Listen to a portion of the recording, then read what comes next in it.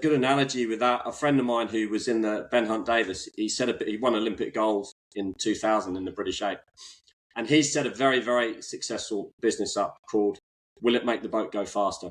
And his whole concept is every decision they made in the lead up to the Sydney Olympics, everything they did, from getting out of bed to having breakfast to going to the shops to training, everything was led with the question, will it make the boat go faster? So breakfast, are we eating the right food or are we having steak and eggs? Is it going to make the boat go faster? Yes or no? Okay, well, no. So why are we doing it? And I think if you took the same analogy into succession planning and asked yourself your question, how is this preparing me for my retirement?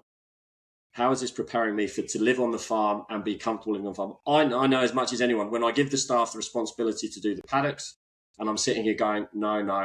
The urgency to want to run out the door and go, no, you got it wrong. You're not going to give them enough feed. It's like, I live it every day. I sit here. And the fault with that is me. Because if I haven't taught them, it's going to absolutely piss down with rain tonight. You've got 400 mils to come and give the cows as much space as you want, or you're going to end up with a bog. They don't know that unless you've actually taken time out to talk to them about, right, when you're doing the paddock selection, have a look at what's coming from the rainfall point of view, have a look at how much feed's in there, look at how much milk they're producing. A lot of things to think. You cannot expect someone to understand that without teaching them. So I think for the older generation that are sort of listening to this, I would say every decision you make, start it with a conversation of, for example, how is this going to affect my succession? Is this going to give me a succession plan? Is this going to allow me to retire?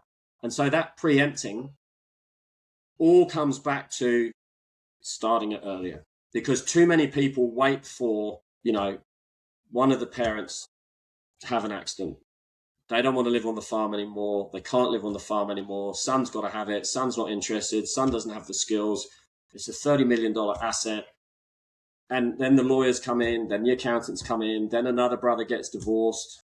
The wife wants to share it. It just gets messy. So it's that confidence of just saying, you know what, there is no harm in having a conversation. There is no harm. Everyone talks about mental health. Everyone talks about, you have the mental health days. Are you okay day? Everyone talks about that. Everyone talks about work-life balance. Everyone talks about, everything spoken about other than succession. No one talks about it. It's like this banded word that's too scared, too hard to open, Pandora's box.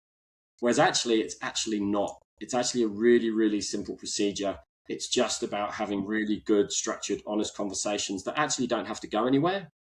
But at least the 3 kids aren't interested in the farm. Okay, righto. Well, we're going to wind it up in 5 years' time and sell it and just get in front of the game. And it's the same in everything else in life, You don't do a single sporting action without preparing for or thinking of the consequence. And, one of the best, I can't remember who told it to me, one of the best analogies I've got is don't make a phone call unless you know what you want the outcome of that conversation to be. And it's exactly the same thing. Don't have a conversation about anything in your business unless you've got some idea of where you want that outcome to be. And it might be that you don't know the outcome. You can at least have that conversation. I'm having this conversation with mum and dad because I actually don't know what they're thinking is about me taking over the farm. And, that's really important to have.